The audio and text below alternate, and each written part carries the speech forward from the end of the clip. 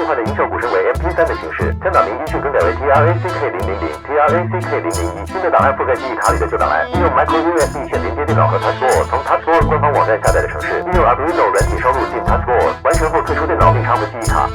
拿出猫，照着教学图片上对应位置金属片，拿出设定好的 TouchWall， 把 TouchWall 的10到11接角接到金属片上 ，TouchWall 接上喇叭和电源。何？